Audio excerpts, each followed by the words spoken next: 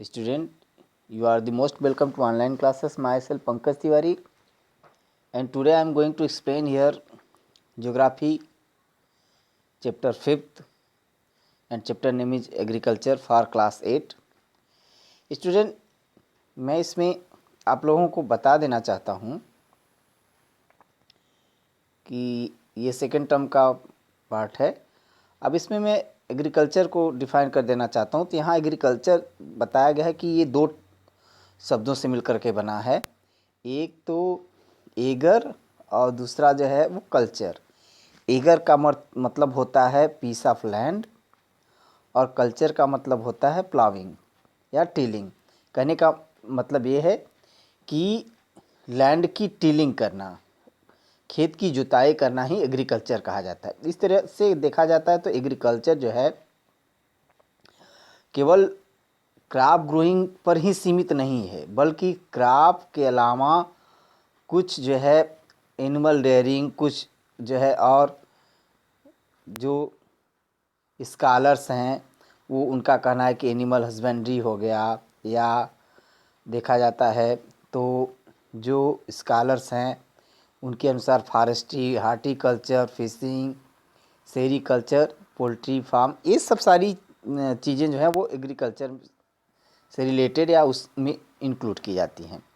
अब इसके बाद बात करते हैं एग्रीकल्चर का। तो एग्रीकल्चर क्या है, एक ओल्डेस्ट एक्टिविटी हुआ करता था भारत में, एक ओल्डेस्ट एक्टिविटी हुआ करता था और इसका मुख्य उद्देश्य जो है एक बेसिक रिसोर्स जो है लोगों के जीवन के लिए, फूड हो गया, क्लोथिंग हो गया, शेल्टर हो गया, मैनकाइंड के लिए, इसकी व्यवस्था करना इसका मुख्य उद्देश्य था। अब कहा है अगर देखा जाता है तो एग्रीकल्चर विश्व के अधिकतम क्षेत्रों पर जो है फैला हुआ था और प्रिमिटिव इम्प्लीमेंट्स जो हुआ करते थे, कुछ एंशिएंट टाइम के कुछ जो टूल्स हुआ करते थे उन्हीं का प्रयोग करके फार्मिंग किया जाता था। अब क्या है, आज के दिनों में हम देखते हैं तो ये जो है हाईली मैकेनाइज्ड हो गया है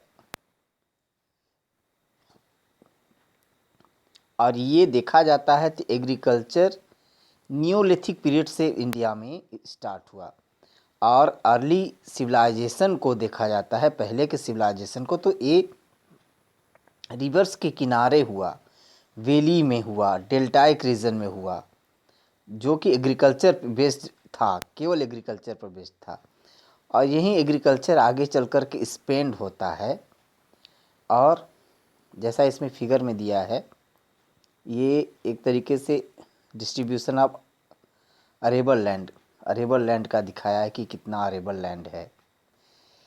अब जैसा मैंने बताया कि ये जो है एग्रीकल्चर एक्सपेंड करता गया और जो एक्सपेंड किया उसमें देखा जाता है तो जो है ड्राई रीजन, कोल्डर रीजन भी हुआ करते थे। इसके बाद कहा है कि अगर जैसा मैप में दिया है इसके डिस्ट्रीब्यूशन को देखते हैं जो अरेबल लैंड है वर्ल्ड में, तो एक बड़ा पार्ट जो है वो इस तरीके का शुष्क क्षेत्र है।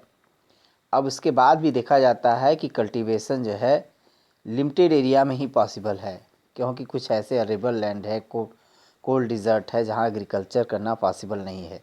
और कुछ फैक्टर हैं जैसे सॉइल हो गया, टेम्परेचर हो गया, रेनफॉल हो गया, कुछ और भी इम्पॉर्टेंट फिजिकल फैक्टर्स जो हैं वो कहीं न कहीं एग्रीकल्चर को या क्रॉप के प्रोडक्शन को जो है के लिए रिस्पॉन्सिबल है। इसके अलावा क्रॉप की प्रोडक्शन के लिए कुछ जो फैक्टर रिस्पॉन्सिबल है वो टेम्परेचर है, मॉइस्चर है, न्यूट्रिशन है, न्यूट्रिएंट्स हैं। ये कुछ ऐसे फैक्टर्स हैं जो कि किसी भी क्षेत्र में एग्रीकल्चर में क्रॉप ग्रोइंग के लिए बहुत इंपॉर्टेंट हैं। कुछ और भी क्रॉप जैसे कि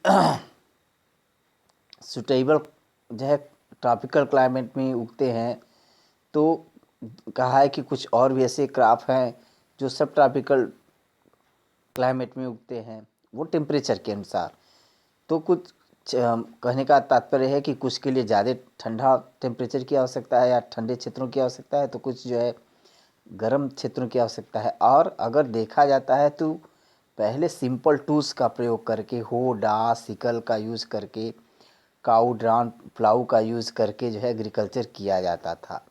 लेकिन आज क्या है, ये एग्रीकल्चर जो है वो हाईली मैकेनाइज्ड हो गया है, मैकेनाइज तकनीकी पर डिपेंड हो गया है। जैसे ट्रैक्टर से प्लाविंग करना, मल्टीपल अटैचमेंट परफॉर्म करना, डिफरेंट फंक्शन को परफॉर्म करना, ये सारी चीज़ें हैं।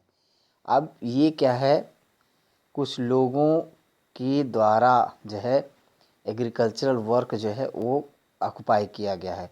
अब अगर देखा जाता है तो large number of people of country, कई देशों की बड़ी जनसंख्या जो है वो एग्रीकल्चर में इन्वॉल्व है, एग्रीकल्चर सर्विसेज में इन्वॉल्व है।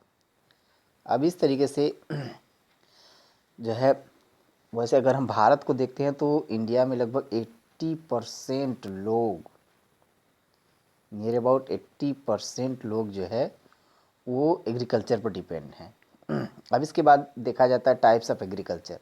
अब टाइप्स ऑफ एग्रीकल्चर में बताया है कि एग्रीकल्चर के जो टाइप्स हैं वो जो है क्रॉप ग्रोइंग को लेकर के, लाइफ स्टॉक किस तरीके का है, प्रोपोर्शन, और कैसे रिटेन करते हैं, तो फार्मर एग्रीकल्चर पर डिपेंड हैं।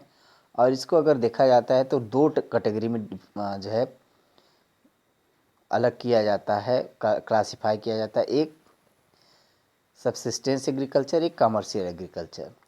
हिंदी में कह सकते हैं जीवन निर्वाह खेती और व्यावसायिक खेती, दो तरीके से। अब सबसिस्टेंस एग्रीकल्चर में देखा जाता है कि इस तरीके का एग्रीकल्चर मुख्य रूप से जो कम्युनिटी का रिक्वायरमेंट है, लोकल कम्युनिटी का जो रिक्वायरमेंट है, कुछ ऐसे प्रोडक्ट जो लोगों के कंजप्शन के लिए, उस एरिया में कंजप्शन के लिए बोए जाते हैं, इस तरीके का जो एग्रीकल्चर है उसको जो है सबसिस्टेंस एग्रीकल्चर कहा जाता है। और ये मुख्य रूप से इसे 3 कैटेगरी में परिभाषित किया गया, बांटा गया है। एक नोमैडिक हर्डिंग, एक शिफ्टी एग्रीकल्चर, एक इंटेंसिव एग्रीकल्चर, 3 भाग में बांटा गया है। तो अब इसमें हम पहला नोमैडिक हर्डिंग को देखते हैं। तो नोमैडिक हर्डिंग में क्या है कि नोमैडिक हर्डिंग क्या है कि कुछ ऐसे लोग हैं जो कैटल रेयरिंग का काम करते हैं। वो सीप, गोट, कैमल, याक जैसे पशुओं को चराते हैं और ये मुख्य रूप से नेचुरल वेजिटेशन पर, उस एरिया के नेचुरल वेजिटेशन पर डिपेंड होते हैं।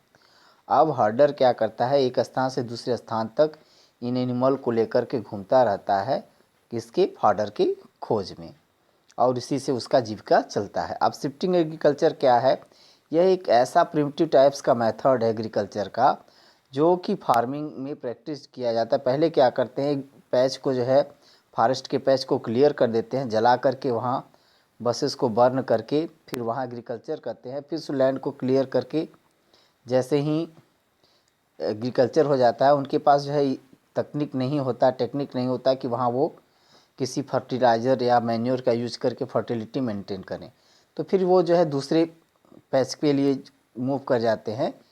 तो इस तरह उससे स्लैश या बर्न एग्रीकल्चर या झूमिंग एग्रीकल्चर कई नाम से जानते हैं। अब इसके बाद कहा है कि जब ये क्रॉप रेडी हो जाता है तो पीपुल फिर जो है ज्वाइन हो रहते हैं एक साथ, फिर हार्वेस्ट स्टोर करके अपने कंजप्शन के लिए फिर ये जो है जो है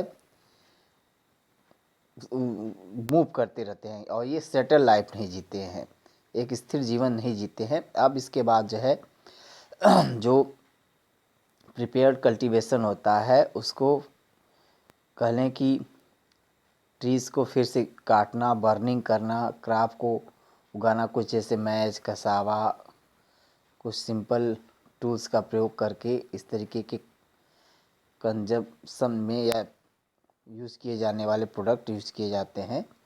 अब इसके बाद कहा है कि ये एक स्थान से दूसरे स्थान को मूव करते रहते हैं और ये सेल करके मतलब इसकी जो फर्टिलिटी लॉस हो जाती है तो दूसरे पार्ट पर जो है मूव कर जाते हैं, वहाँ क्लियर करके एग्रीकल्चर करते हैं। इस तरह से स्टूडेंट मैंने आपको जो टाइप था, 2 टाइप के एग्रीकल्चर, सबसिस्टेंस एग्रीकल्चर या जीवन निर्वाह कृषि और व्यावसायिक कृषि में, के बाद जो जीवन निर्वाह कृषि है उसमें नोमैडिक हर्डर, शिफ्टिंग एग्रीकल्चर और इंटेंसिव में दो मैंने नोमैडिक हर्डर और शिफ्टिंग एग्रीकल्चर के बारे में बता दिया है। बचा हुआ पार्ट कल आपको मैं इसमें बताऊंगा। आज के लिए इतना ही, दैट्स ऑल।